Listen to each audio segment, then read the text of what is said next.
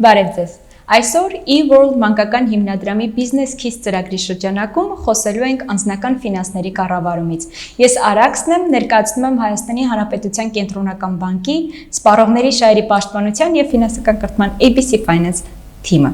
Անձնական ֆինանսների կառավարումն այսօր անհրաժեշտ հմտություն է, որովհետև դրանք մեր առօրյայի մասն են կազմում։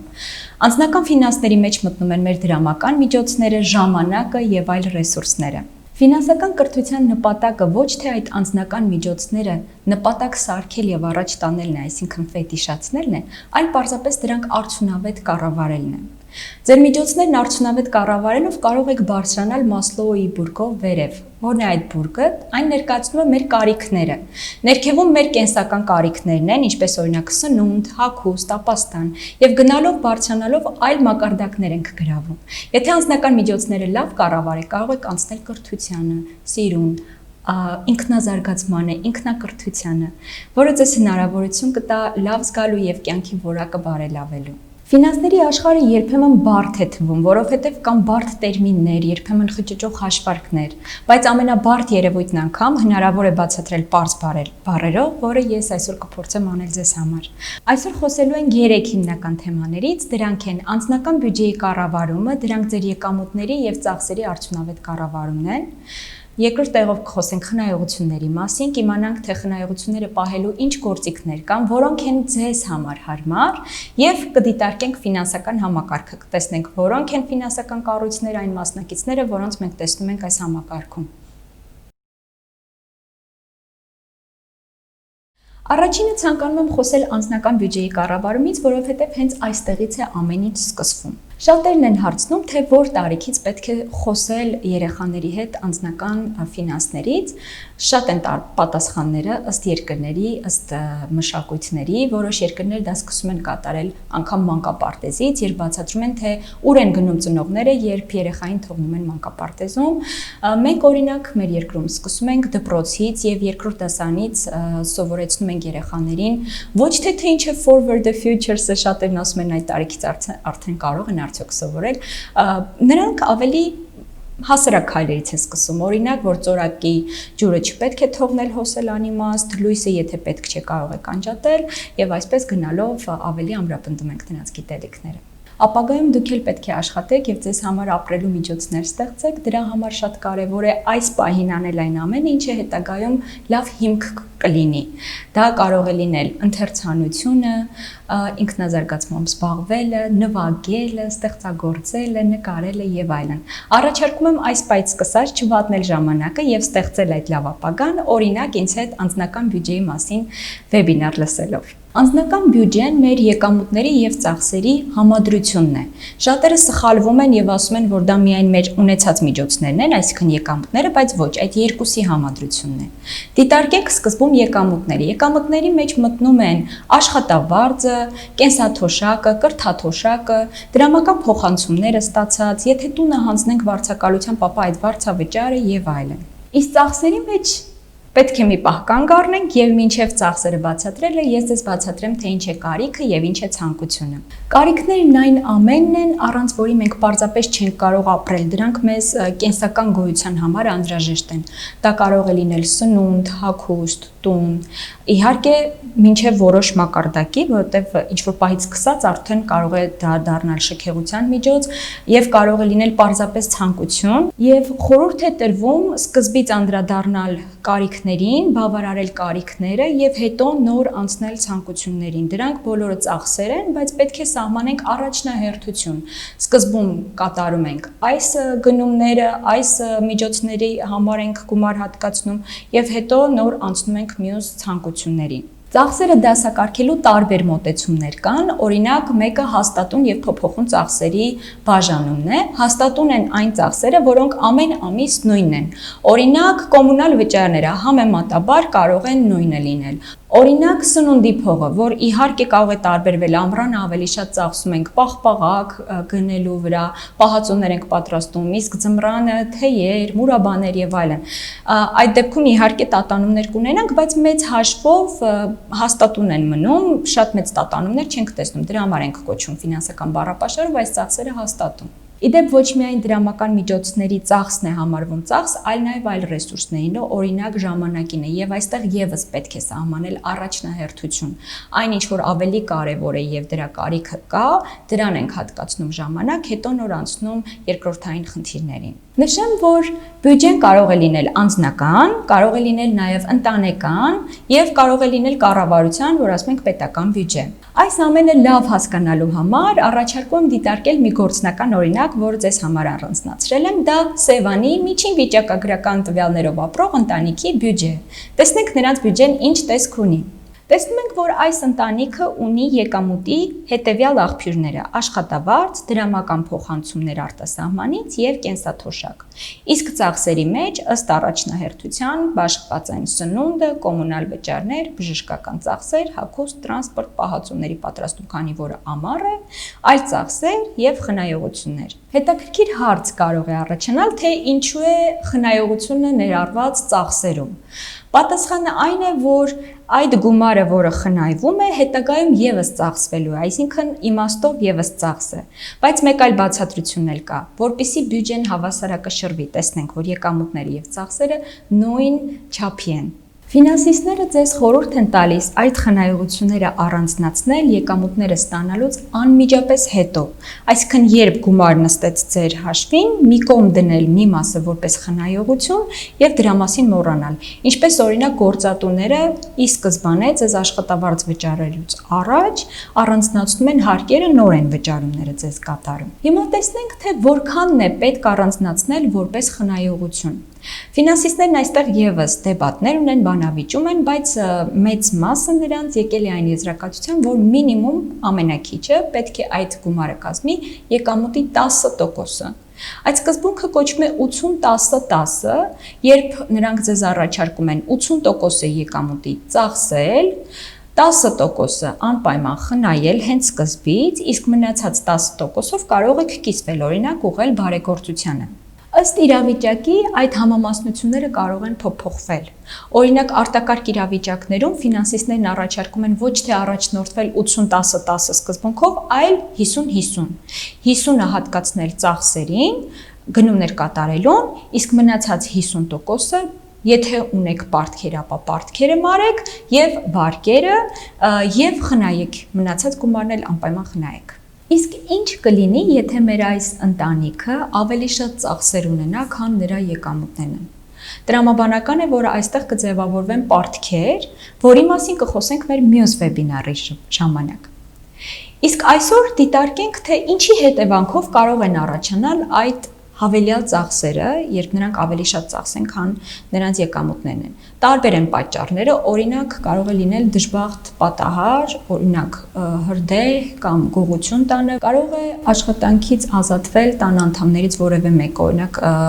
համավարակի ժամանակ մենք տեսանք, որ շատ մարդիկ կորցրին իրենց աշխատանքը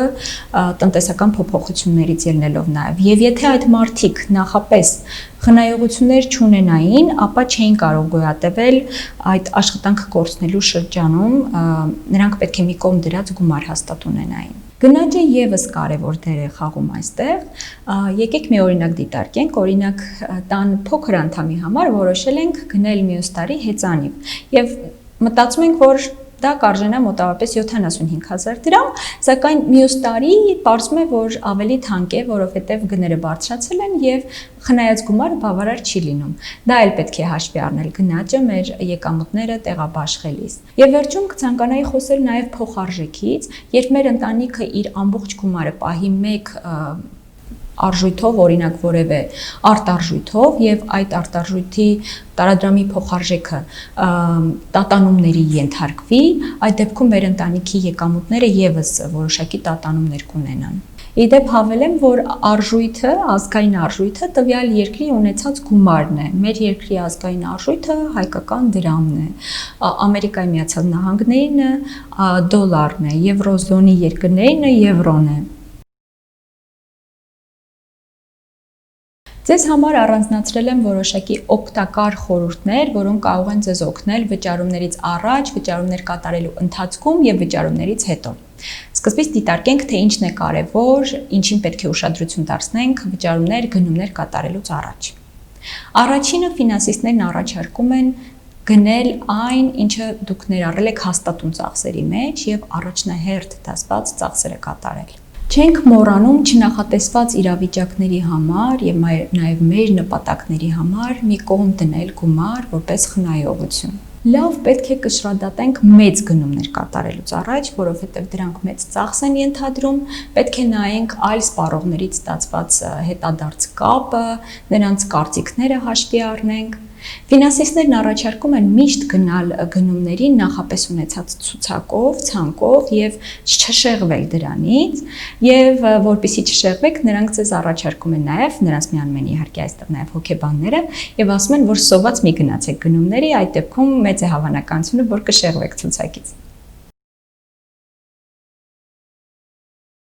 Հիմա տեսնենք, թե ինչն է կարևոր վճարումներ կատարելու ժամանակ։ Շատ կարևոր է, որ այդ վճարումները եւ ձեր բոլոր պարտավորությունների մարումները, այսպես կոչված, կատարեք ժամանակին եւ պատշաճ ձևով։ Չուշացնեք, ինչը հետագայում կարող է խնդիրներ առաջացնել։ Շատ կարևոր է անդորագրերը եւ բոլոր փաստաթղթերը, պայմանագրերը, քաղվածքները վերցնել եւ ապահով տեղում պահելը։ Եթե օրինակ դա քաղվածք է էլեկտրոնային տարբերակով է ստացվել, ապա մեյլում այսպես կոչված լեյբլներ տալ, պիտակներ տալ, որպեսզի կարողանաք հեշտ գտնել եւ վերահսկեք դրանց։ Եթե դրանք թղթով են պահվում, ապա թղթապանակում կամ ապահով տեղում պահեք, որ անհրաժեշտության դեպքում կարողանաք գտնել եւ տվյալները վերլուծել։ Գնումներ կատարելուց հետո ֆինանսիստներն առաջարկում են անպայման գրառումներ կատարել դրանց մասին։ Իհարկե մարդիկ լինում են 3 տեսակի։ Մարդիկ, ովքեր ընդհանրապես չեն հետևում իրենց ծախսերին, իրենց եկամուտներին, կան մարդիկ, ովքեր որոշ չափով հետևում են, օրինակ հիշողությամբ են փորձում այդ ամենն անել, եւ կան մարդիկ, ովքեր ամեն ինչ գրառում են եւ ամեն քայլ նրանց ուշադրության կենտրոնում է։ Կան դրա համար բազմաթիվ գործիքներ, եթե ցանկանում եք տեսնել ձեր շարժը եւ երբևէ չկանգնել այսպես կոչված կոտրված տախտակի առաջ, ապա անհրաժեշտ է գրառումներ կատարել եւ հետեւել ձեր փաստացի եւ պլանավորված բյուջեների տարբերություններին։ Դա կարող եք անել օրինակ հեռախոսային հավելվածների միջոցով, հիմա բազմաթիվ են դրանք, կարող եք նաեւ գրքույկների միջոցով դա կազմակերպել, կան բյուջեի վարման գրքույկներ, կարեւոր է որ գրեք ձեր պլանավորված եւ հետո փաստացին տեսնեք ինչ եղավ եւ համեմատեք, տեսնեք որն էր տարբերության պատճառը, արդյոք ինչ որ վարքագիծ եք դրսևորել, որի դեմ եք ուզում դուրս գալ այսպես կոչված եւ հետագայում փոխել այն։ Դրամական միջոցները վերահսկելու լավ գործիքներ են համարվում նաեւ մեր բանկային հաշիվների եւ վճարային քարտերի քաղվածքները։ Հիմա ավելի մանրամասն անդրադառնանք վճարային քարտերին։ Այստեղ դուք տեսնում եք վճարային քարտերի արտաքին տեսքը, դրա վրա ներառված է տեղեկություն քարտատիրոջ անվան եւ ազգանվան վերաբերյալ, վավերականության ժամկետն է նշվում, բանկային քարտի համարն է, իսկ հակառակ կողմում CVV կոդը Card Verification Value-ն։ Վճարային քարտերի հիմքում բանկային հաշիվն է։ Ուղղակի վճարային քարտը մեզ հնարավորություն է տալիս ավելի հեշտ կիրառել մեր բանկային հաշիվը։ Վճարային քարտերի միջոցով կարող եք ստուգել ձեր հաշվի մնացորդը։ Կարող եք իրականացնել վճարումներ եւ ստանալ իհարկե նաեւ իրականացնել փոխանցումներ։ Քարտը կորցնելու դեպքում կարող եք պահպանել գումարը՝ ի տարբերություն դրամապանակի, որի դեպքում դուք կունենաք ձեր գումարի կորուստ։ Գնումներ կկատարեք արտերկրում եւ համացանցում եւ դա կկարողանաք կատարել շաբաթը 7 օր, օրը 24 ժամ։ Կկարողանաք նաև հաշվի մուտքերի եւ ելքերի հիման վրա ստանալ վարկ օվերդրաֆտ, որի մասին մենք կխոսենք վարկի բաժնում։ Քարտերը կարող եք օգտագործել ֆիզիկապես,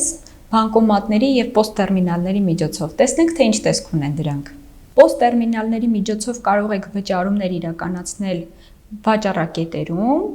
իսկ բանկոմատների միջոցով կարող եք գումար կանխիկացնել նաև այլ գործառույթներ իրականացնել, օրինակ փոխանցումներ կատարել, կൂട്ടակային կենսաթոշակային հաշվի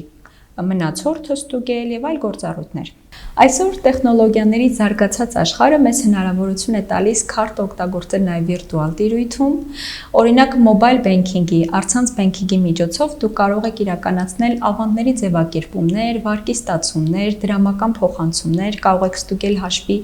հաշվեկշիռը, Ձեր վճարային քարտը Հայաստանում կարող եք օգտագործել նաև ակրա վճարային ծառայության միջոցով, կարող եք քարտից քարտ փոխանցումներ իրականացնել, կոմունալ վճարումներ իրականացնել։ Հայաստանում վճարային քարտերից կարող եք ձեռք բերել օրինակ Arca քարտ, որը լոկալ քարտ է։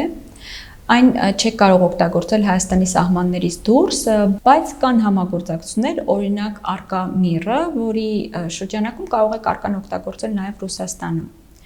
Այլ քարտերը արդեն արտասահմանում եւս օգտագործվող քարտերն են, դրանք են Visa քարտը, Master քարտը, նաև Mastercard-ի վճարային համակարգի այլ քարտերից մեկը Maestro քարտը։ Տարբեր բանկեր վճարահաշվարկային տարբեր համակարգերի հետ համագործակցության արդյունքում ձեզ են առաջարկում այլ քարտեր եւս, օրինակ American Express եւ Diners Club քարտը։ Քարտերը լինում են նաև դեբետային, կրեդիտային եւ հաշվարկային։ Դեբետային են այն քարտերը, որոնցով դուք կարող եք ստանալ աշխատավարձ եւ դրամական մուտքեր ունենալ։ Կրեդիտային քարտերի միջոցով բանկը ձեր հաշվին նստեցնում է գումար, այսպես կոչված պարտքով ձեզ գումար է տալիս, որը հետագայում դուք կարող եք վճարել։ Իսկ հաշվարկային քարտերը այդ երկուսի համադրությունն է, այսինքն հնարավորություն է տալիս եւ ստանալ եկամուտ եւ դրանով նաև վարկ ստանալու վճարումներ իրականացնել։ Վճարային քարտեր տրամադրելիս առևտրային բանկերը ձեզ առաջարկում են տարբեր ծառայություններ եւ դուք պետք է հասկանաք, դա ձեզ պետք է թե պետք չէ։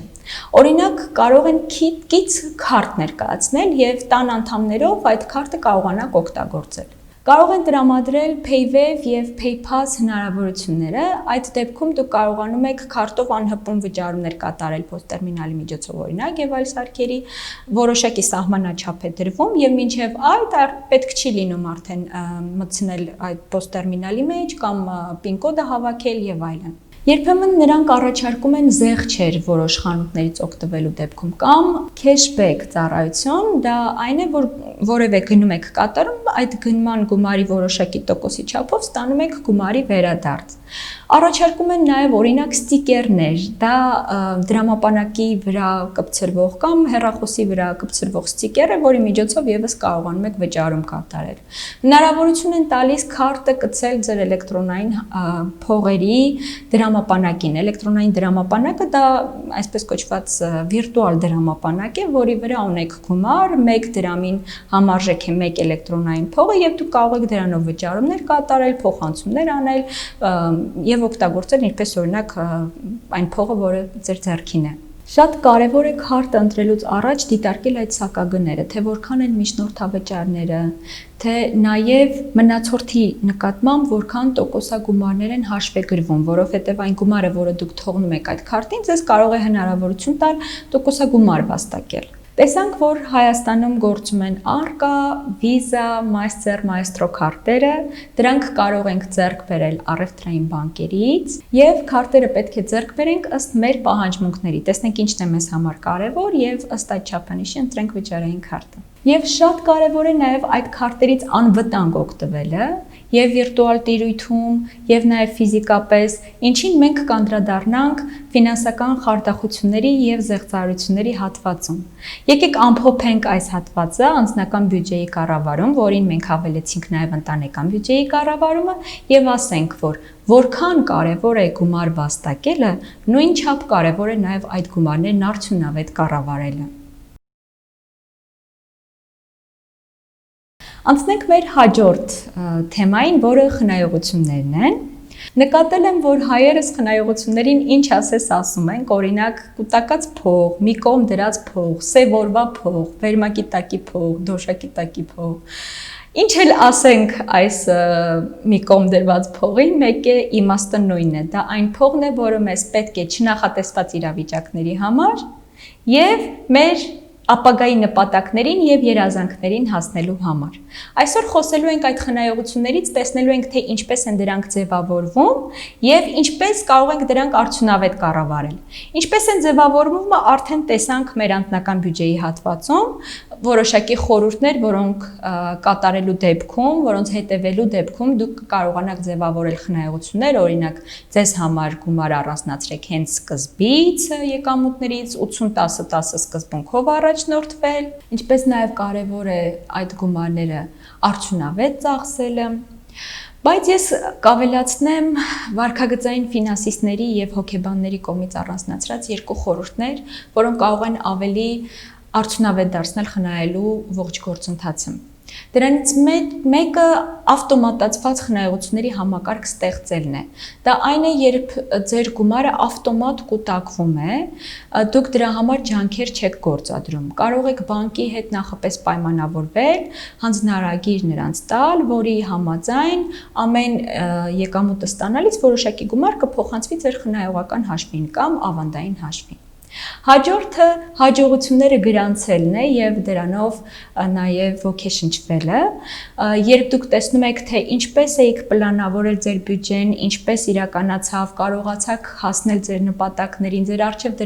դրեցիք նպատակ եւ իրագործեցիք այն, դա ձեզ համար լրացուցիչ ոգեշնչում կդառնա, որպեսզի դուք շարունակեք այդպես վարվել։ Տեսնենք, թե որտեղ կարող ենք ներդնել մեր խնայողությունները։ Դրա համար պետք է դիտարկենք անհնարին եռանկյունին։ Խնայողությունների գործիքները կարող են ձեզ հնարավորություն տալ, որպեսզի ձեր ունեցած միջոցները այլ եկամուտ բերեն, հավելյալ եկամուտ բերեն։ Դա եկամտաբերության մակարդակն է։ Որքան է այդ գումարը ձեր ձեռքի տակ եւ հասանելի, դա ցույց կտա հասանելիությունը։ Իսկ վերևում բուրգի տեսնում ենք անվտանգությունը, դա ցույց է տալիս, թե որքան կարող ենք վստահ լինել, որ մեր գումարները մեզ հետ են գալու։ Եթե երբևէ տեսնեք որևէ ֆինանսիստի, ով կարծում է, որ կա կատարյալ խնայողության գործիք բոլորի համար, ապա չհավատաք նրան, որովհետև ամեն ինչ այստեղ սուբյեկտիվ է, կախված է ձեր կարիքներից եւ ձեր ցանկություններից։ Հիմա տեսնենք խնայողության գործիքները ըստ դրանց, ըստ այս անհնարին եռանկյունի 3 բաղադրիչների։ Կարող ենք սկսել ավանդներից։ Ավանդներ կարող եք դնել առևտրային բանկերում, այսինքն Հայաստանում գործող բանկերում։ Ավանդները կարող են լինել ժամկետային, կարող են լինել ցպահանջ ավանդները այն մեր ընթացիկ հաշիվներում առկա գումարներն են, որոնք մենք կարող ենք հեշտ օգտագործել, այսինքն այստեղ հասանելիությունը բարձր է, բայց այդքան բարձր չէ տոկոսադրույքը, որ առաջարկվում է դրա դիմաց։ Իսկ ժամկետային ավանդների դեպքում բանկը ձեզ առաջարկում է ավելի մեծ եկամտաբերություն, բայց այն պայմանով, որ դուք պետք է գումարը հետ վերցնեք այդ ժամկետից հետո, այսինքն երբ լրանա ձեր միջև պայմանավորվածության ժամկետը։ Մայր գումարը միշտ կարող եք վերցնել, դա որևէ սահմանափակում չունի, բայց տոկոսագումարները շուտ պահանջելու դեպքում միգուցե չստանաք դրանք ամբողջությամբ։ Տեսնում ենք, որ այստեղ եկամտաբերությունը բարձր է, բայց պայմանը պահելու դեպքում հասանելիությունը եւս բարձր է մայր գումարի մասով, իսկ տոկոսագումարների մասով պետք է հետևել պայմանագրին, իսկ անվտանգության մասով այստեղ պետք է ասեմ, որ Հայաստանում գործում է ավանդների հատուցումը երաշխավորող հիմնադրամ, որը երաշխավորում է մեր ավանդների հատուցումը 5 միլիոն արտարժութային ավանդների դեպքում եւ 10 միլիոն հայկական դրամով ունեցած ավանդների դեպքում։ Ահա տեսանք ավանդները այս 3 բաղադրիչներով՝ անվտանգությունը, ավանդների հատուցումը երաշխավորման համակարգով,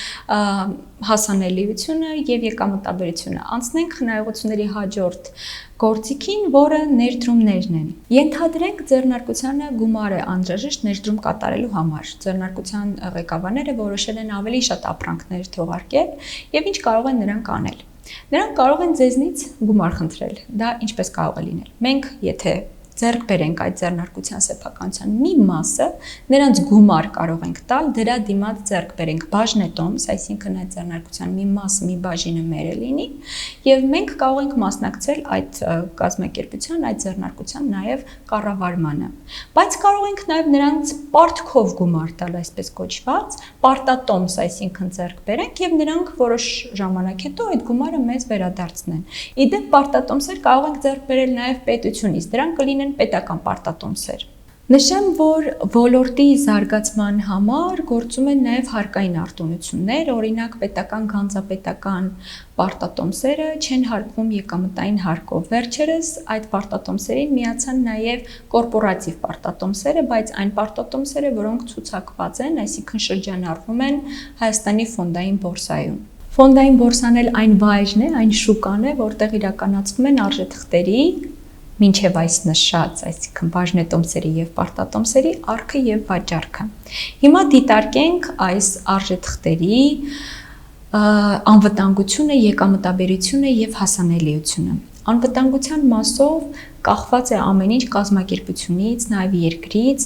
աշխատում է որքան բարձր է ռիսկը, այնքան բարձր պետք է լինի եկամտաբերությունը սկզբունքը, այսինքն եթե որևէ ձեռնարկություն ձեզ առաջարկում է բաժնետոմս ձեռք բերել, բայց դա ռիսկային քայլ է, որովհետև գուցե կազմակերպությունը այդ ձեռնարկությունը նոր է հիմնվել կամ ռիսկային ոլորտում է աշխատում կամ ռիսկային երկրում է աշխատում, դուք դրա դիմաց պահանջում եք բարձր եկամտաբերություն, ասում եք լավ, ես կգնեմ այդ բաժնետոմսը, բայց դու դրա դիմաց պետք է ինձ շատ փող տաս։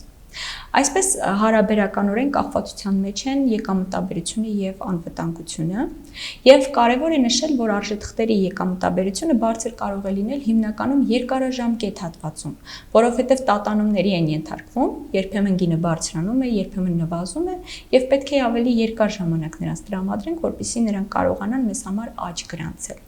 Իսկ ինչ վերաբերում է հասանելիությանը, նշեմ, որ արժեթղթերի շուկայում գործում է առաջնային եւ երկրորդային շուկա։ Առաջնային շուկայում ձեռնարկությունները անմիջապես մեզ կարողանում են վաճառել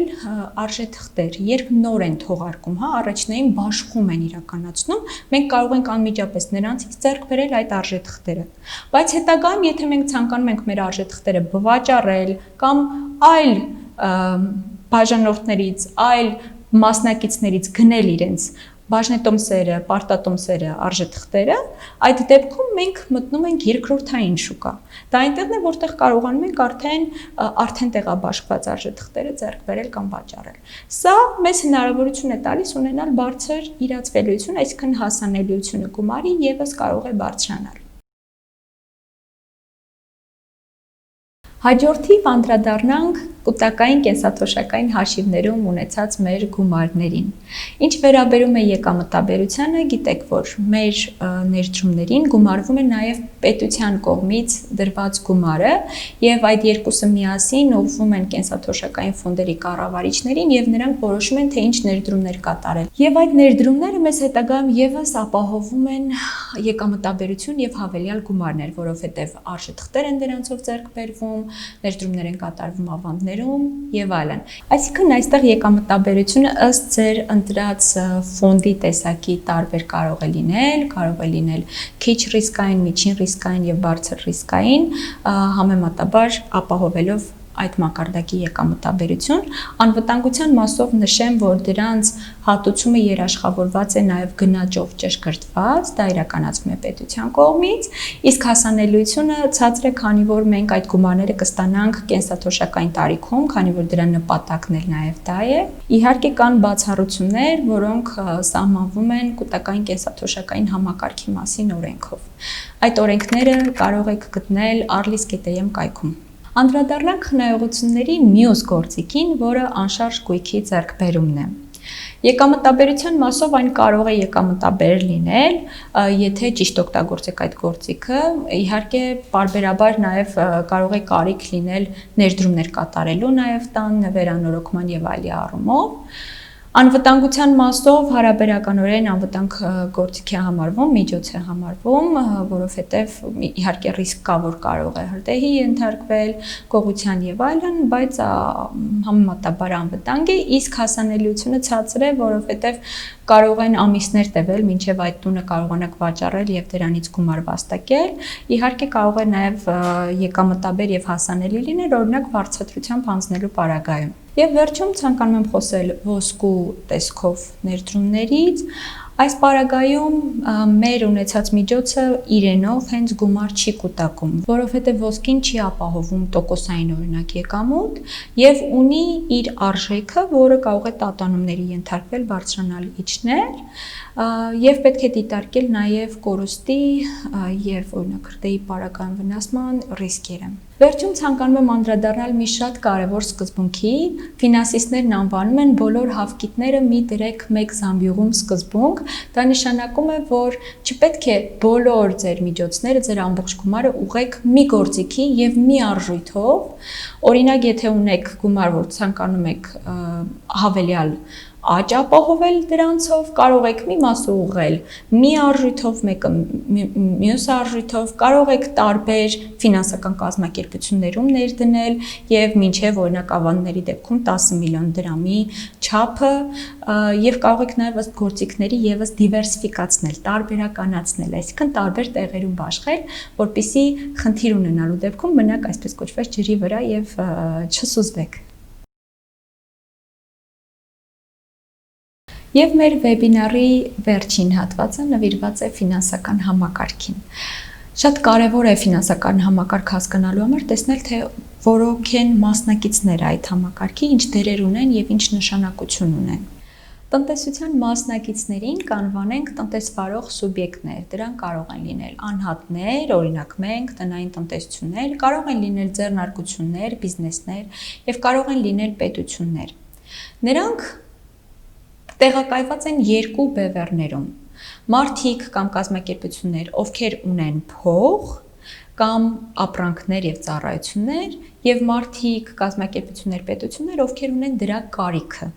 Նրանք հանդիպում են եւ փոխանակվում են դրանցով։ Անվանում ենք առաջարկ եւ պահանջարկ։ Ով ունի դրա կարիքը, պահանջող կողմն է, ով առաջարկում է, արդեն առաջարկող կողմն է։ Եվ նրանց հանդիպան վայրը կոչվում է շուկա։ Շուկայում հանդիպում են փող, ապրանք, ծառայություններ, ցանկացողները եւ դրա կարիք ունեցողները եւ դրանք առաջարկողները։ Դիտարկենք փողի կարիք ունեցողներին։ Իդեպ փողը այստեղ պայմանական է, դա կարող է լինել նաեւ ապրանք, ծառայություն։ Նրանք դա կարող են ստանալ, օրինակ ֆինանսական կազմակերպությունների միջոցով, որովհետև ֆինանսական կազմակերպությունները փող ունեցողներից կհավաքագրեն ավանդներ, իսկ այդ ավանդները ֆինանսական կազմակերպությունները կհանձնեն փողի կարիք ունեցողներին որպես վարկեր։ Դիտարկեցինք նաև ձեռնարկությունների օրինակը, եթե նրանք ունեն փողի կարիք, կարող են կապիտալի շուկայի միջոցով արժեթղթեր թողարկելով նաև մարդկանցից ստանալ այդ գումարները։ Ֆինանսական համակարգի ամենաակտիվ մասնակիցներից մեկը առևտրային բանկերն են, որոնց մենք սովոր ենք անվանել պարզապես բանկեր։ Տեսանք, որ բանկերը ավանդատուներից վերցնում են գումար ավանդի տեսքով, տեղաբաշխում են այդ գումարները վարկերի տեսքով, այլ գործառույթներ եւս իրականացնում են, օրինակ դրամական փոխանցումներ, տարադրամի փոխանակում, վճարումներ, հաշիվների սպասարկումներ եւ այլն։ Շատ կարևոր է ամրագրել այն փաստը, որ Հայաստանում ավանդներ կարող են ներգրավել եւ բանկային գործունեությամբ առհասարակ կարող են զբաղվել այն բանկերը, որոնք ունեն Հայաստանի Հանրապետության կենտրոնական բանկի լիցենզիան։ Դրան մենք կանդրադառնանք մեր մյուս վեբինարի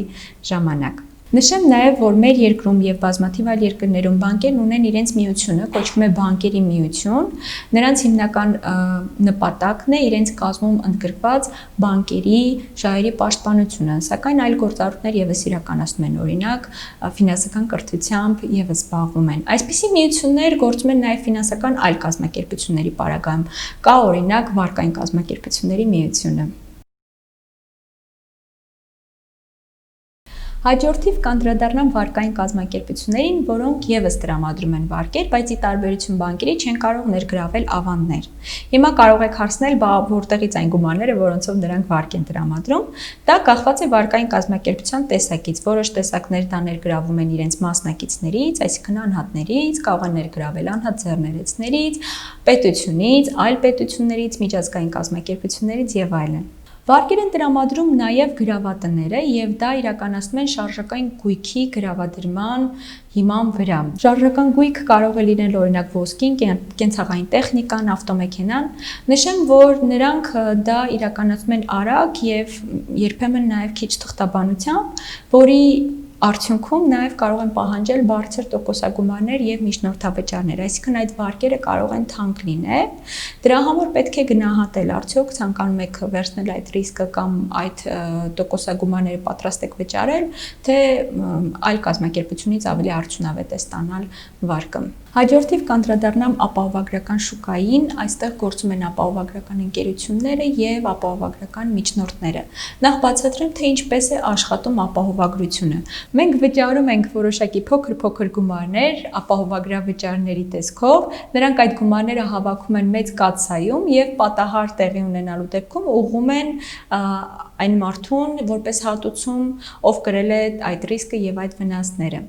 Ապահովագրական ընկերությունները պայմանագրեր են կնքում ապահովադիրների հետ եւ մատուցում այդ ծառայությունները։ Իսկ ապահովագրական միջնորդները ապահովագրական գործակալները եւ բրոքերներն են։ Գործակալները աշխատում են ապահովագրական ընկերությունների անունից եւ նրանց շահերն են ներկայացնում իրենց տված իհարկե այդ կազմակերպությունների կողմից տրամադրված լիցենզիայի հիման վրա, իսկ ապահովագրական բրոքերները ներկայացնում են մեզ ապահովադիրներին եւ կարող են մեզ օգնել, որպեսզի մեզ համապատասխան ապահովագրական ծառայություն գտնենք։ Ապահովագրությունը կարող է լինել պարտադիր եւ կամավոր, այս բանին Հայաստանում պարտադիր է ավտոտրանսպորտային միջոցների շահագործման հետևանքով երրորդ անձանց պատճառված վնասներից բխող պատասխանատվության ապահովագրությունը, կամ որ մենք պարզապես անվանում ենք ԱՊԱ, իսկ կամավոր ձևով, կերպով կարող եք ապահովագրություն ձեռք բերել, օրինակ բժշկական ապահովագրություն, կարող է լինել ճամփորդական ապահովագրություն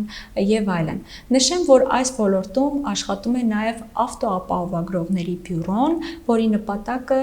տուժող անձանց շահերի պաշտպանությունն է, նաեւ այս ոլորտի կայունության եւ զարգացման ապահովումը։ Անդրադառնամ արժեթղթերի շուկային, արդեն տեսանք, թե որոնք են դրանք եւ որտեղ մենք կարող ենք ձեռք բերել արժեթղթեր, օրինակ դուք ցանկանում եք բաժնետոմս ձեռք բերել, ինչպես կարող եք դա իրականացնել։ Դա կարող են անել առևտրային բանկերը, դա կարող են անել ներդրումային ֆոնդերը, որտեղ աշխատում են բրոկերներ եւ կարող են ձեզ օգնել ձեռք բերել որոշակի արժեթղթեր կամ վաճառել դրանք։ Այստեղ գործում է նաև Հայաստանի ֆոնդային բորսան, որտեղ էլ իրականացվում է այդ արկուվաճառքը։ Հաջորդիվ կցանկանամ անդրադառնալ վճարահաշվարկային համակարգին, գուցե բառը բարդ է թվում, բայց բարձ իմաստ ունի, դրանով մենք իրականացնում ենք վճարումներ, փոխանցումներ, եւ Հայաստանում նման կազմակերպությունները մեզ օգնում են օրինակ էլեկտրոնային փող ունենալ, օրինակ մեր քարտերն են սպասարկում, կա օրինակ արկա ընկերությունը վճարահաշվարկային, որի ծառայությունների միջոցով կարող ենք փոխանցումներ իրականացնել, կարող ենք վճարումներ իրականացնել։ Այս բոլոր կազմակերպություններին կարգավորում եւ վերահսկում է Հայաստանի Հանրապետության կենտրոնական բանկը։ Ինչ է նշանակում կարգավորել, այսինքն խաղի կանոններն է սահմանում, գուցե օրենքներ գրելով, կարգեր մշակելով եւ այլն, ինչպես նաեւ վերահսկում է, նայում է թե ինչպես են այդ խաղացողները խաղում, արդյոք պահում են խաղի կանոնները։ Նշեմ, որ Հայաստանի Հանրապետության կենտրոնական բանկը անկախ պետական կառույց է եւ ունի սահմանադրությամբ սահմանված երկու հիմնական նպատակ։ Դրանք են Հայաստանի Հանրապետությունում գների կայունության ապահովումը, ինչպես նաեւ ֆինանսական համակարգի կայունության ապահովումը։ Կենտրոնական բանկեր գործում են ամբողջ աշխարհում, որոշ երկրներում իհարկե դրանց նպատակներն այլ կարող են լինել, օրինակ կարող է հիմնական նպատակ սահմանվել տնտեսական աճը կամ գործազրկության նվազեցումը, որոշ երկրներում, ինչպես մեր երկրում, գների կայունության ապահովումն է, օրինակ Եվրոպայում կենտրոնական բանկը Ցենտրաբանկն է, որը Ֆրանկֆուրտում է տեղակայված, Ամերիկայի կենտրոնական բանկը Federal Reserve Bank-ն է եւ կենտրոնական բանկեր եւ կարգավորող կառույցներ կան գրեթե բոլոր երկրներում։ Ֆինանսական ոլորտում մեր կարիքներից ելնելով գործում են այլ ֆինանսական կառույցներ եւս, օրինակ ֆինանսական աշխարհում մեր իրավունքների պաշտպանությամբ եւ մեր շահերի պաշտպանությամբ է զբաղվում ֆինանսական համակարգի հաշտարի գրասենյակը։ Նրանց մենք կանդրադառնանք մեր մյուս վեբինարի ընթացքում։ Խոսեցինք արդեն ավանդների հատուցումը երաշխավորող հիմնադրամից։ Գործում է նաեւ ակրավարկային բյուրոն, որը մեր վարկային տվյալներն է հավաքագրում, մշակում եւ տրամադրում։ Խոսեցինք մեր ֆինանսական աշխարհից, այս ամենը այնտեղ է տեղակայված, այնտեղ է գտնվում եւ ուսումնասիրեցինք մեր ֆինանսական աշխարհի հետեւյալ բաղադրիչները՝ անձնական բյուջե, խնայողություններ եւ ֆինանսական համակարգ։ Մյուս վեբինարի ընթացքում մենք արդեն կխոսենք պարտքերից եւ վարկերից, կտեսնենք թե ինչպես կարող ենք պաշտպանել մեր շահերը ֆինանսական աշխարհում, կտեսնենք թե ինչպես են կայացվում ֆինանսական որոշումները եւ ընտրվում ֆինանսական ծառայությունները եւ վերջում կանդրադառնանք ֆինանսական ծուղակներին։ Շատ ուրախ եւ շնորհակալ եմ, որ մասնակցեցիք այս վեբինարին եւ մեզ հնարավորություն տվեցիք ձեզ հետ կիսելու այս գիտելիքները եւ հմտությունները, որոնք շատ մեծ հույս ունեմ, որ կկիրառեք նաեւ ձեր կյանքում։ Նշեմ, որ ձեր հարցերը եւ առաջարկները կարող եք թողնել մեկնաբանություններում, որոնց մենք կփորձենք անդրադառնալ մեր հետագա վեբինարների ընթացքում։ Առայժմ